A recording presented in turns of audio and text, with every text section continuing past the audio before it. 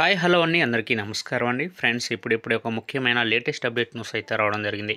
70 ఏళ్ళు నిండిన సీనియర్ సిటిజన్లకు ఇవన్నీ ఉచితం.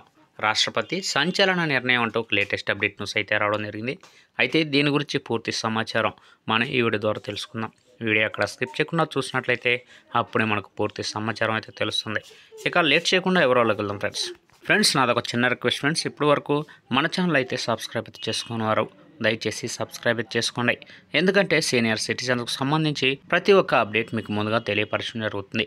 ముఖ్యంగా వీడియో నచ్చితే లైక్ చేయండి ఫ్రెండ్స్. లైక్ చేయడం ద్వారా ఈ ఇన్ఫర్మేషన్ అనేది ఎంతో మందికి తెలియచేసిన వారు అవుతారు. ఇక లేట్ చేయకుండా పూర్తి వివరాల కోసం వెళ్ళిపోదాం ఫ్రెండ్స్, ఇక ఆయుష్ భారత్ పథకం కింద 70 ఏళ్లు పైబడిన 6 కోట్ల మంది సీనియర్ సిటిజన్లకు ఆరోగ్య బీమా కల్పించాలని ప్రభుత్వం నిర్ణయం తీసుకున్నట్లు కేంద్ర బడ్జెట్ సమావేశాల్లో రాష్ట్రపతి ద్రౌపది ముర్ము వెల్లడించారు. ఈ నిర్ణయం వల్ల వృద్ధులకు మెరుగైన ఆరోగ్య సంరక్షణ అందించడమే లక్ష్యంగా పెట్టుకున్నట్లు చెప్పారు. సమ్మిళిత వృద్ధ సామాజిక సంక్షేమం పట్ల ప్రభుత్వ నిబద్ధతను ఇది ప్రతిబింబిస్తుందని చెప్పారు. ఇక ఆయుష్మాన్ భారత్ పథకాన్ని ప్రధానమంత్రి జన్ ఆరోగ్య యోజన PMJAY అని కూడా పిలుస్తారు. ఇది ప్రపంచంలోని అతిపెద్ద ప్రభుత్వ నిధుల ఆరోగ్య సంరక్షణ కార్యక్రమాల్లో ఒకటి.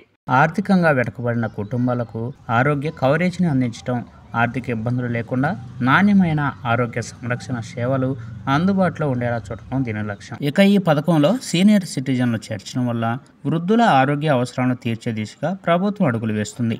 ఇక ఈ పథకం అనేది సీనియర్ సిటిజన్లపై ప్రభావం చూపుతుంది. 6 కోట్ల మంది సీనియర్ సిటిజన్లకు ఆరోగ్య బీమాను వర్తింపచేయాలన్న నిర్ణయం వారి జీవితాలపై తీవ్ర ప్రభావం చూపుతుందని నిపుణులు భావిస్తూ ఉన్నారు. పెరుగుతున్న ఆరోగ్య సంరక్షణ వ్యయంతో చాలామంది వృద్ధులు వైద్య సేవలు పొందడంలో ఆర్థిక సవాళ్లను ఎదుర్కొంటూ ఉన్నారు.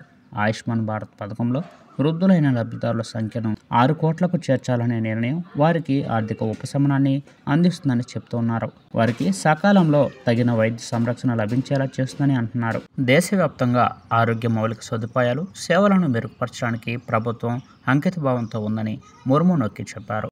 ఆయుష్మాన్ భారత్ పథకంలో సీనియర్ సిటిజన్లు చేర్చడం మొత్తం ఆరోగ్య సంరక్షణ వ్యవస్థను మెరుగుపరచడంలో విస్తృత వ్యూహంలో భాగంగా పరిగణించవచ్చు. ప్రాథమిక ఆరోగ్య సౌకర్యాలను బలోపేతం చేయడం, అవసరమైన మందుల లభ్యతను పెంచడం, నివారణ ఆరోగ్య సంరక్షణ చర్యలను ప్రోత్సహించడంపై ప్రభుత్వం దృష్టి సాధించిందని ముర్ము అన్నారు.